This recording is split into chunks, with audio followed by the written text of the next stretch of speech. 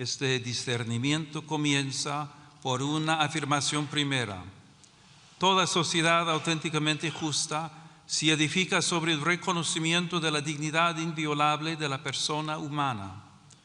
Tal dignidad precede a toda concesión del Estado y no puede quedar subordinada a consensos sociales mudables o al vaivén de las mayorías de cada momento. Pertenece a todo ser humano por el hecho mismo de existir y por eso debe orientar todo ordenamiento jurídico positivo. La fe cristiana la proclama a partir de la revelación.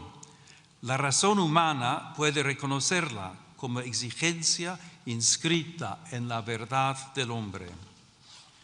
Cuando esta convicción permanece viva, el derecho se convierte en amparo de todos y en garantía frente a la imposición de intereses y agendas particulares. Sobre este fundamento, me corresponde pronunciar hoy una palabra serena y firme ante quienes tienen la grave responsabilidad de ordenar jurídicamente la convivencia social. Esta convivencia puede verse amenazada por la cultura del descarte, como tantas veces advirtió el Papa Francisco. En este sentido, si la vida deja de ser reconocida como un valor fundamental, ¿qué futuro pueden tener nuestras sociedades? ¿Puede llamarse plenamente justa una comunidad que deje en la sombra al niño aún no nacido, al anciano, al enfermo, a quien sufre en silencio o a quien depende enteramente del cuidado de los demás? La defensa de la vida humana no es una cuestión parcial ni un interés confesional, es una meta de civilización. Toda vida humana debe ser reconocida y custodiada desde su concepción hasta su ocaso natural, en cada circunstancia de su existencia. Cuando esta certeza se oscurece, los más vulnerables son las primeras víctimas y la ley pierde su significado más profundo, servir y proteger a cada persona. Por eso la grandeza moral de una nación se manifiesta sobre todo en su capacidad de acompañar, proteger y amar aquellas vidas que atraviesan mayor fragilidad. El bien común es, en cierto modo, la forma social de la dignidad humana. No consiste en la mera suma de intereses particulares, sino en el conjunto de condiciones de la vida social que hacen posible a las asociaciones y a cada uno de sus miembros el logro más pleno y más fácil de la propia perfección. Cuando el bien común deja de ser horizonte compartido, la acción pública corre el riesgo de fragmentarse en intereses parciales, incapaces de custodiar aquello que pertenece a todos. En este contexto, reviste particular importancia la familia, realidad humana primera y fundamento natural de la comunidad. En el hogar se entrelazan las generaciones y se transmite una memoria viva que da continuidad interior a la sociedad. Allí donde la familia es sostenida, se fortalece también la estabilidad espiritual y social de las naciones. La familia será siempre la primera escuela de humanidad en la que se aprende, antes que en cualquier otro lugar, la gramática elemental de la convivencia. Recibir la vida, cuidar al otro, perdonar, servir y pertenecer. También las instituciones educativas ocupan un lugar decisivo en esta tarea. En ellas, las nuevas generaciones pueden aprender a buscar y amar la verdad y a cuestionarse sobre el sentido de la vida y la dignidad de cada persona. Por eso, muchos padres deseosos de que sus hijos aprendan a relacionarse, a pensar con espíritu crítico y a adquirir valores sólidos, depositan en ellas grandes esperanzas como valiosas aliadas en su educación. Esta colaboración ha de respetar siempre el derecho primario e inalienable de los padres a elegir el tipo de educación y de formación que reciben sus hijos, en coherencia con sus propias convicciones morales, culturales y religiosas. La afirmación de la dignidad humana no puede permanecer abstracta cuando tantas personas se ven obligadas a dejarlo todo para buscar paz, seguridad y futuro. También el trágico drama migratorio interpela hoy la conciencia de las naciones y el fundamento ético del orden internacional. Numerosos hombres, mujeres y niños se ven obligados por circunstancias muchas veces dramáticas a partir de sus comunidades y dejar atrás seres queridos, historias y vínculos. Esta realidad rebasa cualquier lectura puramente demográfica o económica. Constituye una cuestión eminentemente moral y jurídica. Ahí donde una persona es discriminada por su origen nacional, étnico, religioso o lingüístico, o por su condición económica y social, se vulnera gravemente el principio universal de la igual dignidad de todos los seres humanos. La situación de los migrantes y refugiados exige una respuesta que mire a las personas, afronte las causas que las obligan a partir y vaya más allá de la mera gestión de flujos. De ahí nace una doble exigencia de justicia social: ofrecer vías seguras y legales, una acogida respetuosa y posibilidades reales de integración, y promover al mismo tiempo el derecho a permanecer en la propia tierra, trabajando para que nadie tenga que abandonar su hogar por falta de paz, seguridad o condiciones dignas de vida, por las desigualdades económicas y los efectos de la crisis climática. En los últimos años, las rutas cada vez más peligrosas han evidenciado el altísimo coste de esta realidad, tantas veces escondida o ignorada. Muchas personas siguen siendo presas de traficantes y contrabandistas que se aprovechan de su desesperación. Es necesario fortalecer la prevención, el rescate y la asistencia a las víctimas, especialmente en el marco de una cooperación regional y multilateral. Ninguna nación puede afrontar por sí sola un desafío de esta magnitud. Por ello es indispensable una respuesta coordinada, solidaria y eficaz, capaz de garantizar protección, acogida y oportunidades reales de integración a quienes emigran. Cuando la respuesta institucional se hace cercana, justa y coordinada, las fronteras dejan de ser lugares de abandono y pueden convertirse en espacios de protección responsable de la dignidad humana. Señorías, el mundo atraviesa una profunda crisis espiritual y cultural que se manifiesta en múltiples formas de violencia, polarización y desconfianza recíproca. En este contexto, la paz se presenta como una aspiración política y más aún como una verdadera exigencia moral. Reclama una palabra pública que respete a quien piensa distinto, instituciones puestas al servicio del encuentro, una memoria histórica que busque la verdad y la reconciliación y una vida social capaz de sostener la amistad cívica y el respeto mutuo en medio de la discrepancia. En el plano internacional, la paz exige valentía diplomática, responsabilidad ética y una visión de futuro fundada en el respeto a la identidad de cada pueblo y en la obligación de los estados de resolver sus controversias por los caminos pacíficos que ofrece el derecho internacional. Toda guerra constituye, en última instancia, una dolorosa derrota de la capacidad de negociar y también de aquella conciencia común de la humanidad que reconoce vínculos de justicia entre las naciones.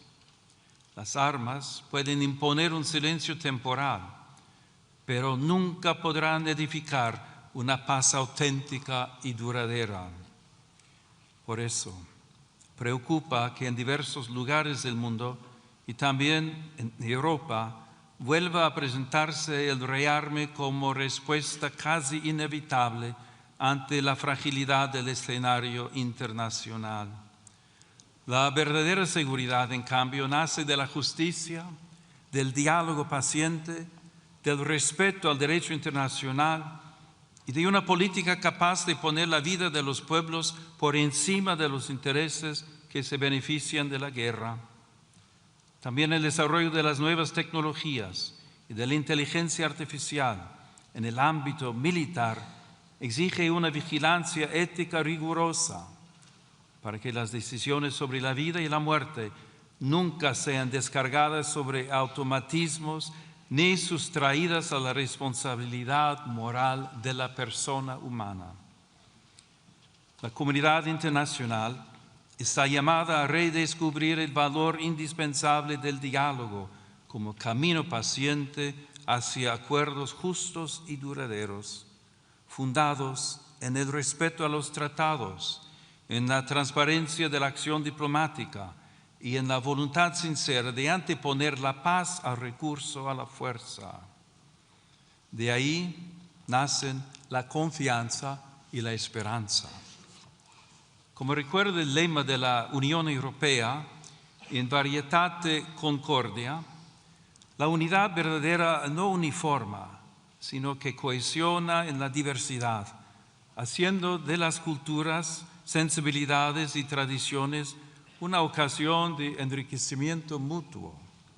Asimismo, dentro de las propias sociedades es urgente construir una cultura de la reciprocidad. La pluralidad política no debería degenerar en descalificación permanente del adversario. En una convivencia madura, incluso el conflicto puede convertirse en camino hacia la paz cuando las diferencias se dejan mitigar por la escucha y se ordenan al reconocimiento de las necesidades, los anhelos y las capacidades de todos. Pero la paz no es solamente una realidad política o institucional. Nace también en la conciencia, allí donde el rencor, la indiferencia y el odio ceden espacio a la reconciliación. Por eso se instaura y se protege también a través del lenguaje. Las palabras pueden abrir caminos o cerrarlos, pueden iluminar la realidad o deformarla hasta hacer imposible el encuentro.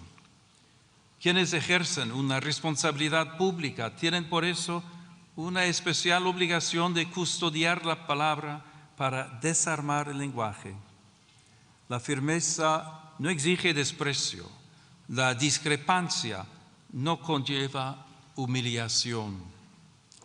De este respeto al otro nace también el deber de custodiar el espacio donde maduran sus convicciones, su conciencia y su relación con Dios.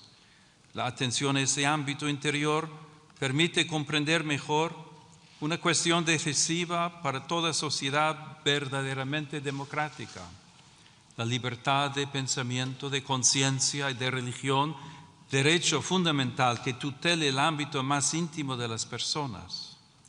La libertad sobre la que se edifica el Estado contemporáneo, si es auténtica, reconoce la dimensión religiosa del ser humano, la respeta y la tutela jurídicamente, y evita que alguien tenga que renunciar a contribuir a la sociedad en la que vive por causa de su fe.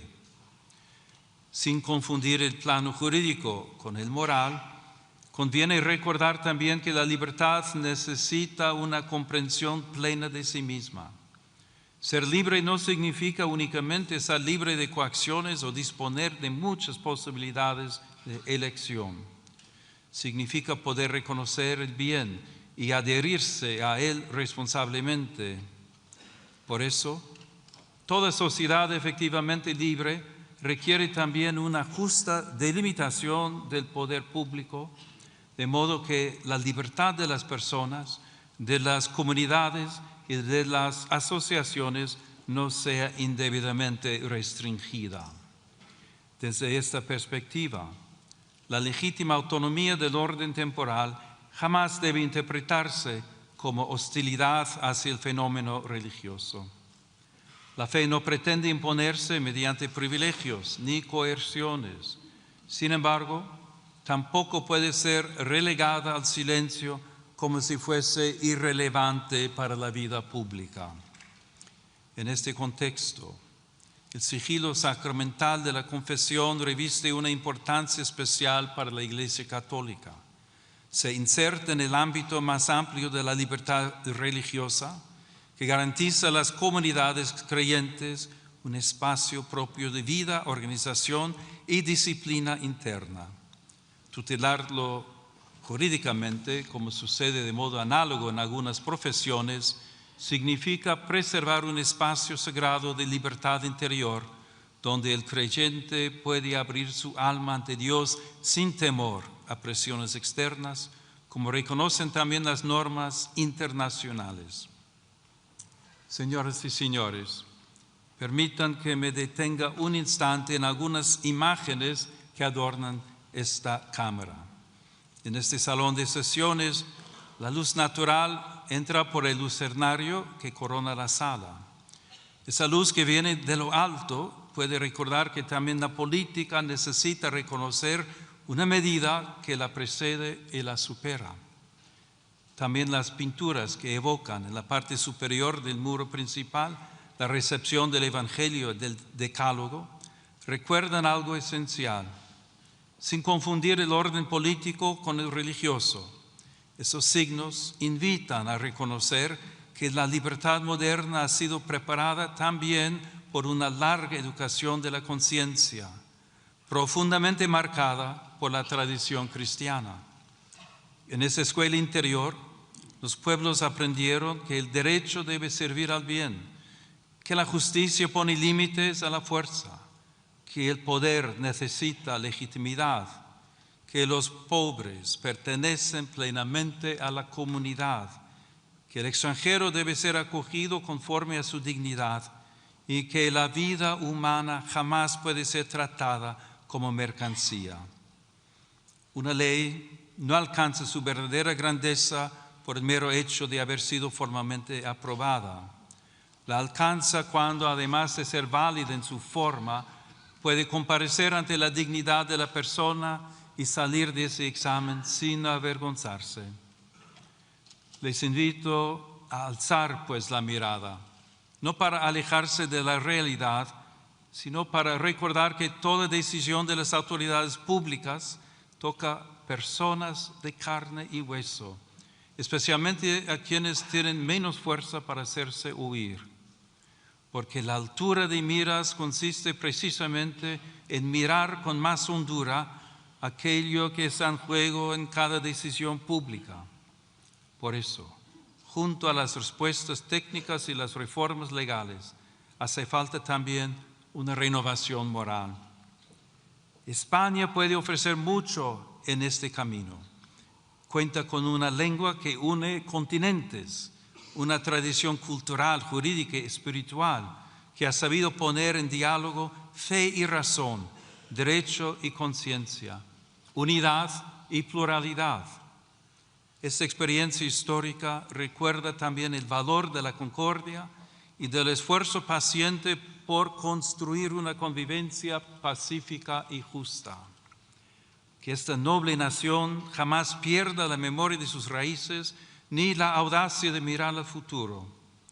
Que España continúe siendo tierra de encuentro, de cultura, de solidaridad y de esperanza. Y que su vida pública sepa unir siempre la firmeza de las convicciones con la nobleza del diálogo y la grandeza del servicio.